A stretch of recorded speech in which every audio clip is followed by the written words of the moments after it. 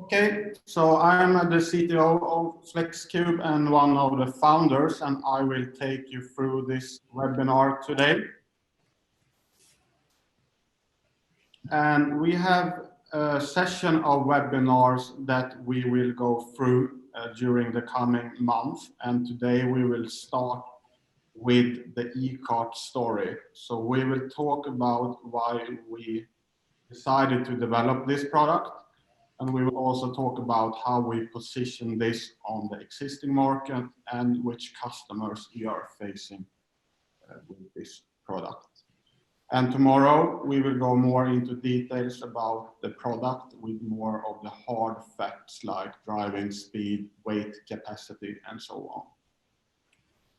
But before you get started, sorry, Pat, I just want to let everyone know that we have everyone muted at the moment. So we will save all of the questions to the end. But if you do have any questions, feel free to write it into the chat or to the Q&A section and we can follow those up at the end. Yeah, good, Luke. So as Luke said, we will have opportunity for questions in the end of this webinar. So let's get started. So maybe some of you are familiar with the FlexQube concept, but I would like to do a short summary anyway. So what we are specialized in is that we are doing customized industrial carts based on modular building blocks. So as you can see up in the right corner, we have casters, we have beams and tubes, and those can be combined into customized carts. And we are doing this in innovative live configuration tool. So you can connect with one of our designers that actually create the cart in front of your eyes in real time. And we have had a big success with our concept. So far, we have delivered more than 25,000 carts worth more than 250 million Swedish crowns since we started the company in 2010. We have made more than 2,500 unique configurations. And it's very exciting to see that each customer have their own requirements. So no cart are similar to the other. We have so far gained trust among 600 customers globally. And our aim is to make those world leaders in intralogistics. We have sold to 30 countries. And we have also a proven growth, so we are in average growing 45% every year. We have 2 manufacturing facilities, one in Europe, placed in Sweden, and we have 1 facility in the USA, in Atlanta. And we are a listed company on Nasdaq First North since late 2017. And this is some examples of customized carts. So to the left, you have one cart for a windshield for a bus. And to the right, you have a more kit cart with small parts. This is another example of towing carts customized with size and also a customized top structure. And now we have decided to launch the eQart. And I will give you just a short introduction to that product. So what we are doing with the eQart is that we are entering the automation market. And we are doing this by keeping our modular concept. So we have created what we call the smart building blocks that are 100% compatible with the original FlexQube concept. So we have developed a brain, we have developed motor modules and sensors and so on. And all together, these modules makes the FlexQube carts self-driving. And we are, as always, inspired by Lego. And I think all of you are familiar with the Technics approach. So this is actually very similar to our thinking, that we have a structural building blocks for the mechanics, and then we add power blocks, as in this case Lego is doing. And when you combine this, you can create a lot of fun and creative configurations of Lego. And it's exactly the same thinking that we want to use for the eQart. So we base the eQart on our structural building blocks, and we add the smart building blocks. So in our world, the building blocks are always standardized, but for our customers, the solution can be unique every time.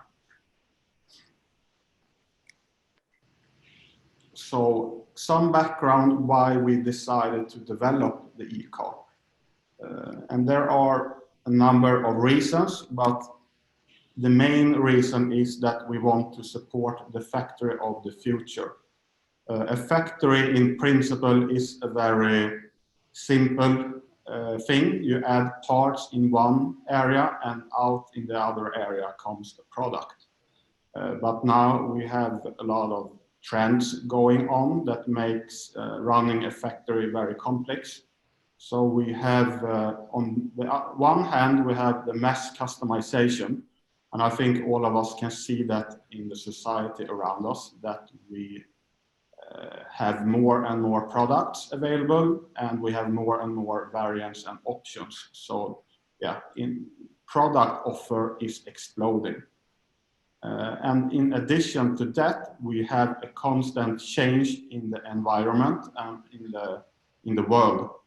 And yeah, from a factory perspective, that gives a constant change also in the market, and it will affect what you actually need to produce in the factory. And I think this is maybe more obvious than ever, that we can have very rapid change in the surroundings. So the future factory, first of all, needs to be able to produce a lot of different products, and on the other hand, it needs to be very adaptable to adapt to the surroundings. And yeah, due to that there is a lot of products that needs to be produced, there is a lot of activities going on inside a factory.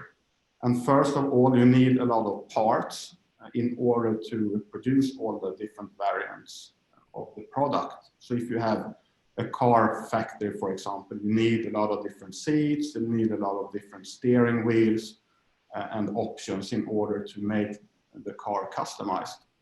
So they are stored in the warehouse because they cannot fit along the assembly line. So to solve that, all the material is prepared in material kits. So you have people preparing a kit of parts that is delivered in sequence to the assembly line just when it's needed for assembly. And this is very challenging for logistics because you need more people to doing those activities. And you also need customized cards in order to present the material in a good way. So when the parts arrives to the assembler, it needs to be presented in an ergonomic way and also a way that the parts are accessible. So there are a lot of things going on in the factory due to the mass customization. And then we also have flexible assembly lines, and flexible line size is very crucial also in order to be able to adapt to changing markets. So if we conclude the top 3 elements when it comes to logistics for the future factory, number 1 enabler is customized cards. Since we have so many different part numbers, it's very crucial to have the ability to customize the cards for different size and different shape. And number 2 is automated logistics, because the frequency of transport is increasing very fast. So you can say that a factory in the past was doing assembly, but the factory in the future is more about moving parts. So that's a very big difference, and then it makes sense to start looking into automation and reduce manual work hours. And the third main element is that all the equipment is reconfigurable. So if you need to implement or introduce new products in the factory, or you have a change, you must be able to change the equipment, maybe in terms of size or top structure and so on. And I found one quote from the CEO of BMW, and he say you will see battery electric right after diesel, right after hybrid on the assembly line. That's the only way we think to respond to the necessary flexibility, because we don't know the demand. And I think this is exactly explaining the factory of the future. So how can we see this change in practice? I searched a little bit for old assembly lines, and I found this one from 1973. So this is an old Volvo plant. And you can see that they are placing the pallets directly on the floor. And they are moving the pallets with a pallet jack. And of course, at this time, the variation in products was very low. So you could deliver a pallet with material and you can use that the whole day, because the cars were almost looking the same and have the same options. And this has totally changed. So what we see is that it's extreme need to actually customize the cards. And we put together some examples here of material presentations that we have done so far. And you can see that it's a very, many different variations of cards. You have a card for seat chassis, you carry motors, you need to handle cardboard boxes and so on. So each material presentation is unique for a specific use case and product. So this is a big change going on, and this will be even more extreme in the future, that it will be a need for more customization. And this is, of course, because of the products that our customers produce. They are very different in size, they're very different in function, and they're also very different in terms of volume. So some products have a low volume and some products are produced at very high volumes. And if you also consider the mix and the variation of the variants offered for each product, it gets very, very complex. But what is interesting to see is that regardless of the product, we see the same trend, that the complexity is really increasing in terms of handling different parts. So if we go back to flexibility and the cards, what type of flexibility does our customers need?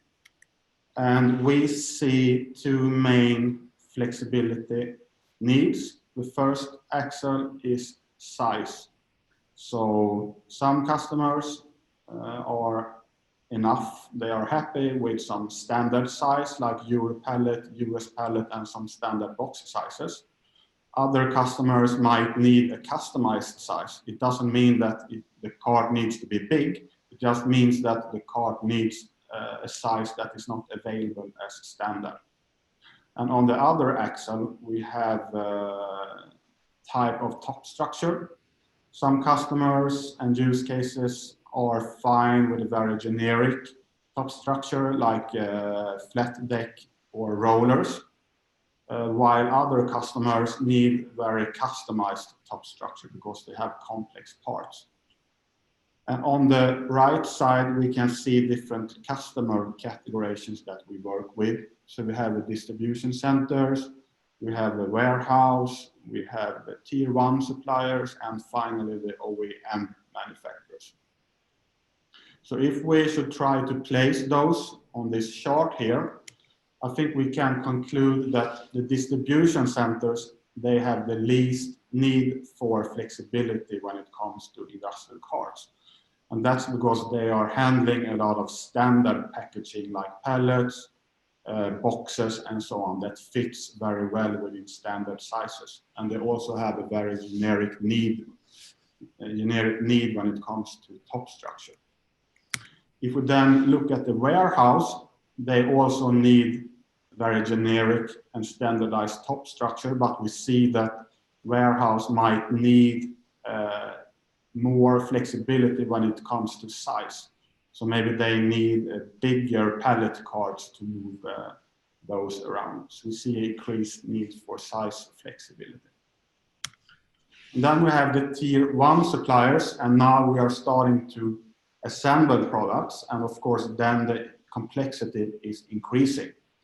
So that means that the need for customized top structures are increasing when you look at tier 1 suppliers. And finally, the ones with the most complexity is the OEM manufacturers, and it's pretty logic because they have the biggest products, they have the most variation, and they are doing kind of the final product that are delivered to the customer. So they have a very big variation in size and shape of the products. And during the assembly, they also need the parts to be presented in ergonomic and good way for the assemblers. So this is a map showing the need of flexible cards based on our different customers. And if we then go over to the automation market, which is the second element for a future factory, that is a very fast growing market. And that is of course related to what we have looked at, that the activities within logistics is increasing very fast. When you start to deliver material in sequence to each car, for example, there will be almost non-stopping movements. Everything will in some way be moving around in the factory. And that is the reason why a lot of companies are looking into automation to replace manual operations with robots. And there is also in some areas issues to find labor, and that is one other reason to look into automation. And it's interesting to see this growth, and it opens up for new players to enter the automation market, because this market will be huge and there is a need for different type of automation solutions when it comes to logistics. This is the major kind of groups of players when it comes to factory and warehouse logistics today. We have the first one, which is material handling providers. So that is basically that you take a standard forklift and you add some self-driving capabilities to that by adding sensors and intelligence to navigate. And the second category is the AGV and AGC companies. And they have been in the market for a long time. So that is small motorized AGVs driving under carts. And then we have the third player, which is kind of the flagship within the automation in terms of intelligence. It's the AMR, it stands for Autonomous Mobile Robots. They are focusing on very high performance, but they are also looking into moving standardized emballage. So this is from a customer view, if you go out and look for automation, this is the three main categories that you will find. So what we are offering here is something that we call motorized carts, and long term we believe or really think that this will create an own market segment, because based on the increased frequency of movements and the increased need for flexibility, we see that there is a market gap when it comes to automation to solve these problems. I will come back to that a little bit later. This is also interesting. It's a chart showing the price of labor in relation to price for robots and automation components in general. So we can see that the labor costs are increasing pretty fast, and on the other hand, the robot price are decreasing. And of course, the bigger gap between labor cost and robot price, the easier it will be to actually gain a return on the investment in automation. And I think this is also one of the reasons that we actually see that this market is growing so fast. I just took some examples on the right side there with laser scanners and battery, which is some main enablers for the products that we see on the logistics market today, but they are dropping really fast in price as well, enabling a lot of good automation solutions. So what is unique with the eQart and why does it deserve its own market segment? And that we are explaining here. So as you saw on the previous slides, most of the solutions that exist have a separate, we can say that the motors or the drive units are separated from the cart. So either you drive under and pick up the cart or you lift up the cart. Our belief is that if we look at the factory of the future, everything will be in constant move. And if that becomes true, it really doesn't make sense to separate the drive unit and the cart. And since we also are a cart manufacturer, this is a logic step for us to make a segment called motorized carts, where we actually add motors and such things directly to our carts. There is some benefits doing this. You don't have the integration that you need to look into between the cart and AGV. We have experienced some challenges doing that. There is also ergonomic challenges that when you have AGVs driving under carts, they need to be raised, and that can cause some ergonomic problems, for example. There is also some safety concerns when you drive under carts, because it might create some black areas for the safety sensors. You can always see in front, but you will have restricted view of the safety on the sides, for example, which is a benefit with the motorized carts, because in that case, you will always have a 360-degree field of the safety. And also, last, if we go back to the slide with the pricing, our belief is that the cost of automation components will decrease very fast when the volumes goes up, which is also argument to actually motorize all the carts. So we believe that there will be a big market for this type of use case where you have very frequent movements. In that case, it doesn't make sense to have cart and motor separated. I want to show this as well because it shows a principal difference between the concepts. So if you split the motors and the carts, you always have a planning aspect. You need to know when you need the automation, and you need also to accept some waiting time. So that approach is very similar to getting a taxi. With the eQart, it's more that you always have the motors on board, which enables that you can have an instant drive, and it's more independent solution. Okay, we go on here. So does the automation players fulfill different customer needs? Yes, they do, very different. And I added this slide just to remind that there is no product that is best in doing everything. That product doesn't exist, but all products are best at something. And I think this is very important to remember when you look at automation for a factory.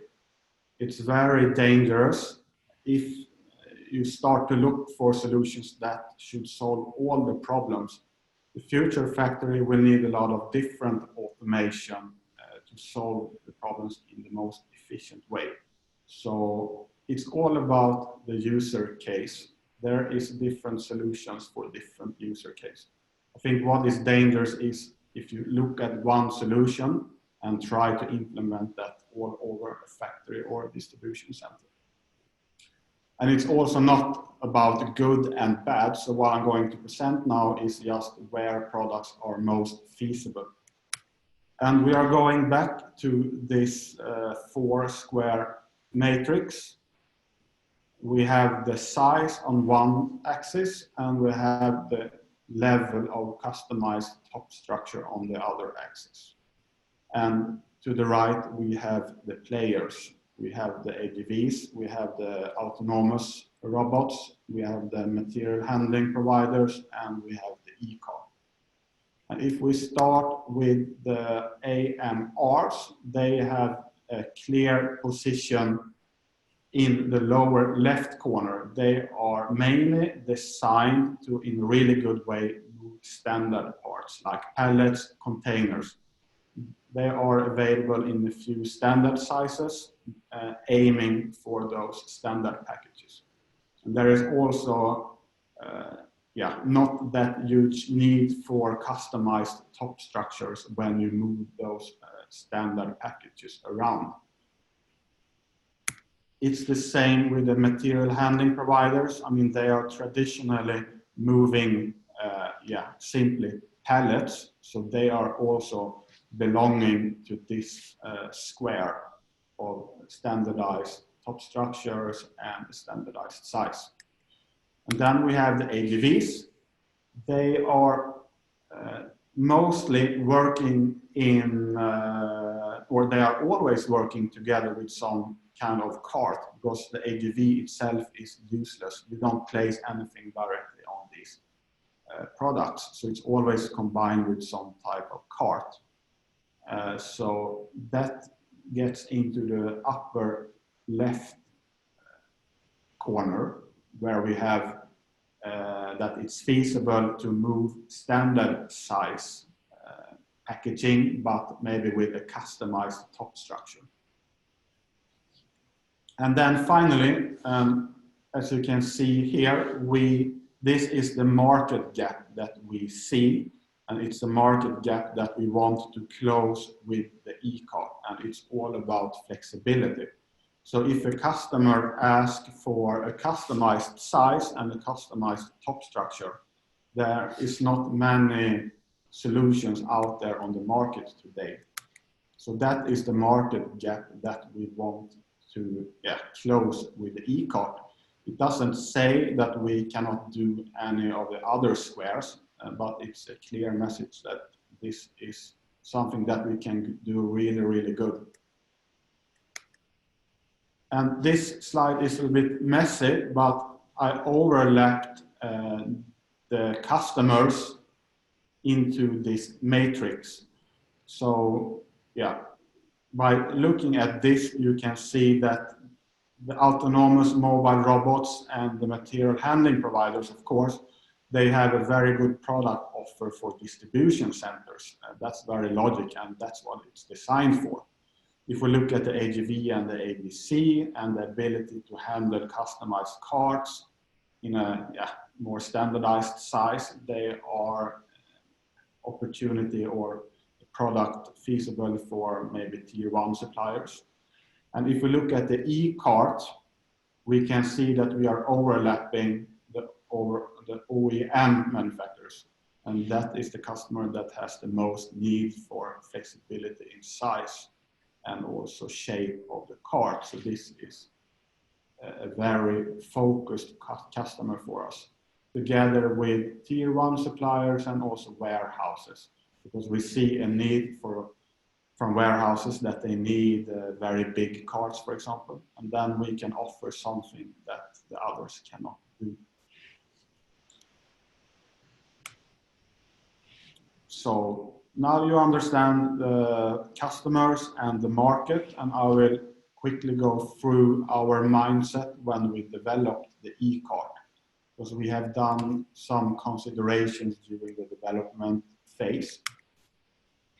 And we call those development guiding principles. And it's about extremes here. So if we start from the left, from fixed to modular, we are 100% focused on modular solutions, because that first of all, it gives us a flexibility to create what the customer needs, but it also gives us a flexibility in the future to actually add new models to make the eQart even smarter.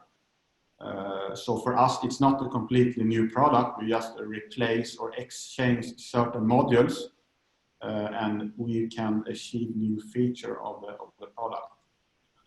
The next one is ROI, return of invest, and there we have technology versus value.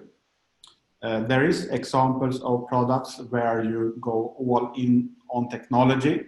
You just add everything, most fancy thing that is available, but you forget about the real value for the customer. And what we said in the eQart development is that, okay, we want to focus on the customer value.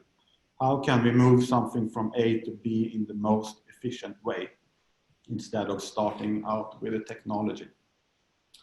Then we have integration, and the extremes are system versus independent. And we have a focus there to be independent because we want to have a very easy implementation. There should not be any need to integrate with some Wi-Fi or some fleet manager or some other systems. We really want this to be out of the box solution. If we look at use cases, there is two types of use cases. There is a general use case if you use automation robot to solve a lot of different problems in the factory or serving several processes. But we have said that we want to focus on dedicated use case because we can make eQart in a specific size and shape. Then it really makes sense that that is serving a dedicated use case. And by doing that, it's also easier to get a quick return on invest because you only have one case and it's very clear how to communicate or how to calculate. Then it comes to decision. Since we are a cart company, we have been involved in a lot of AGV projects. And we see very clear that these projects tend to just get stuck in investigation because the projects are growing and growing. It's about integration. They want AGV or robot to function in a lot of different processes and so on. So what we have as a goal is to really focus on implementation. We want companies to lower the level to implement automation. Implement instead of investigate. That is very important.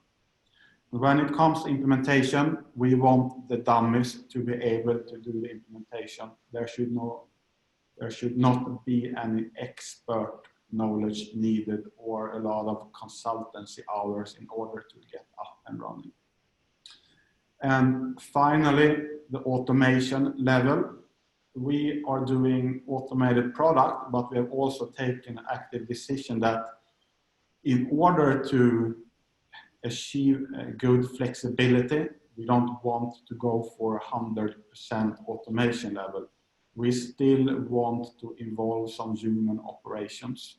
We think that is the best way to go if you want to have a robust automation system. And it's also a good way to have acceptance among the operators that they feel that they can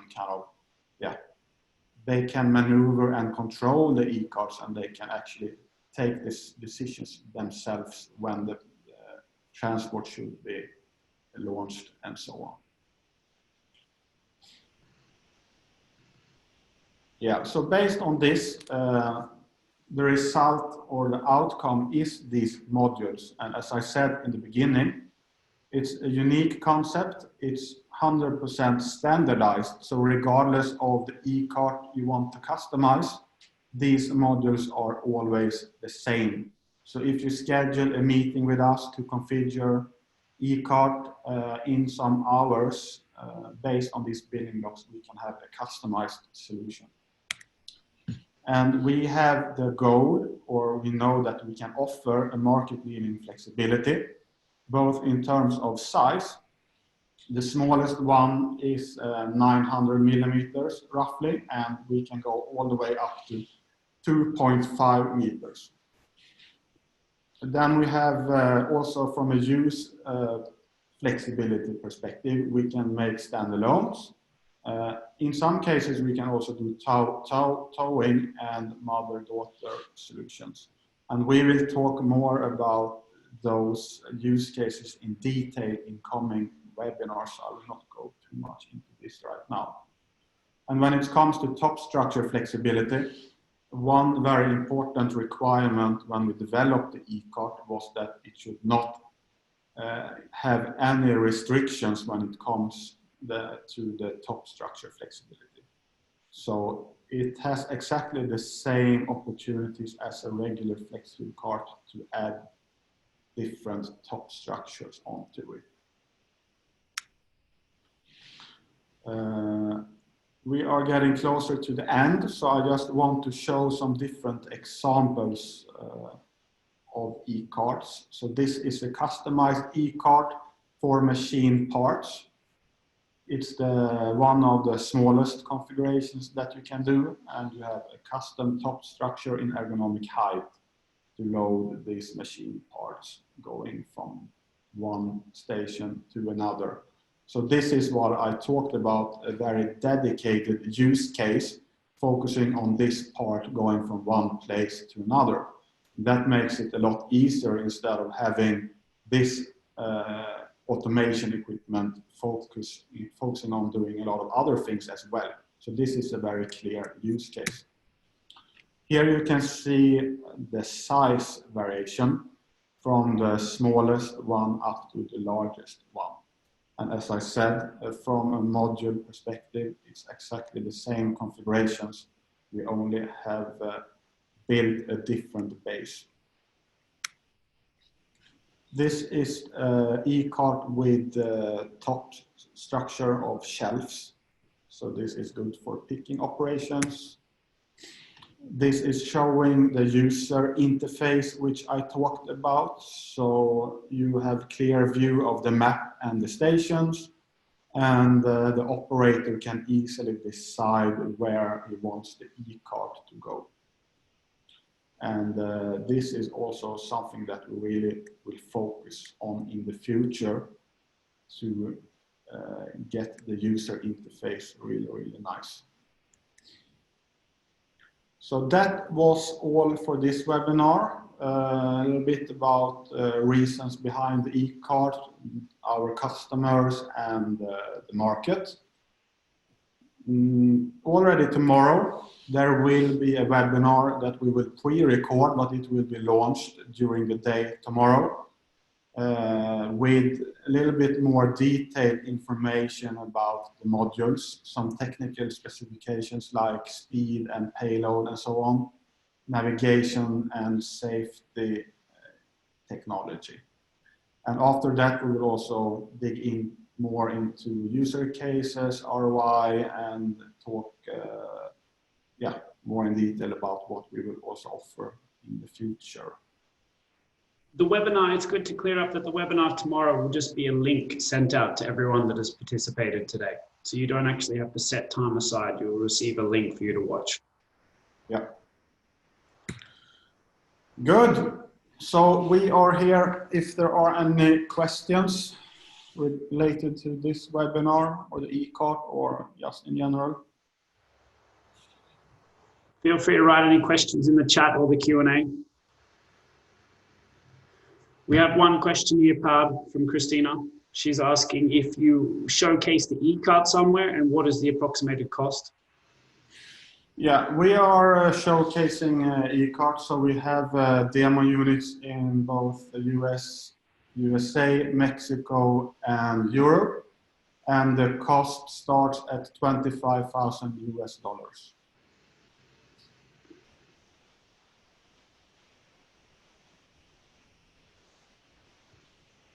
Do we have any other questions from anyone? Any of our attendees?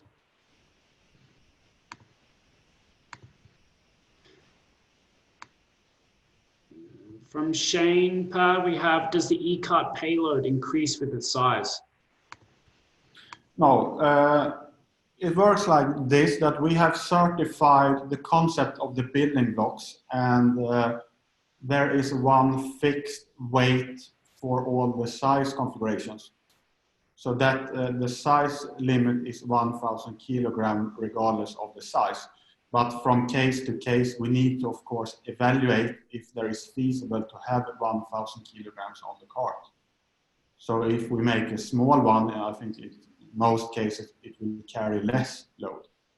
But that is a risk analysis that is done from case to case when we configure the eQart. Okay. From Andrew, we have, who do you see as our largest competitor, and currently who is our largest customer? Yeah, I think the largest customers are the ones with the most complexity.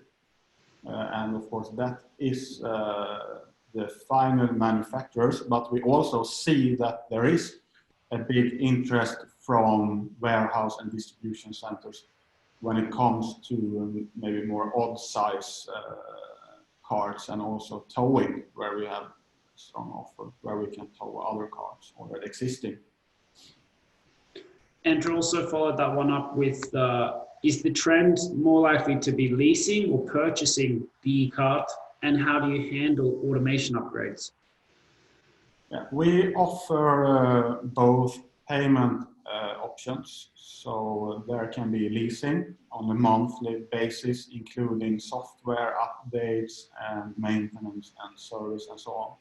And there is one option to just buy it as a regular product with more responsibility for doing maintenance and so on. Kirsten here is asking if there's any plans to increase the towing capacity of the eQarts by using stronger motors. Not at the moment. We see the towing capacity right now to be enough in relation to the customers we are targeting. But we are always open for improvements or more capacity in the future, but not right now. We have another question here, if we need a specific type of tape for the eQart. No, we don't need a specific tape. It's just based on color, and questions like this will be answered by Joar tomorrow more in detail in that webinar when it comes to product features. Okay. Is there any other follow-up questions from any of the participants today? Yeah, I have another one from Shane here. Does the payload remain the same with the top roller attachment?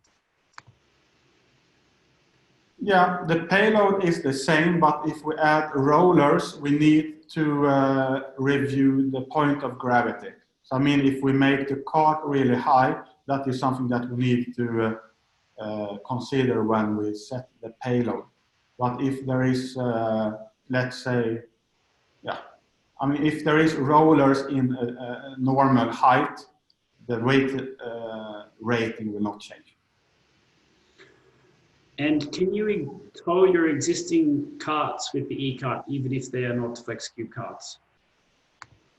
Yes, you can do that. You need a tow bar on the carts and fixed casters, then they can be towed. And we can also offer mother-daughter concepts, which we will go through also in later webinars. But that, I think, is the best option to move around existing carts. If you have carts that you want to move automatic, then there is a good option to look at mother eQarts. Okay. No more follow-up questions? If you do have further questions that you think of after the conclusion of this webinar, you can always email us at eqart@flexqube.com, both with the Q, so eqart@flexqube.com, FLEXQUBE. You don't have any other further comments, do you, Pat? No, stay tuned. So we will upload the webinar for tomorrow, and then we will come back with more live sessions going forward, and we will get more and more detail into use cases and so on. Sounds great. Thanks very much, guys. Thank you. Thanks for listening.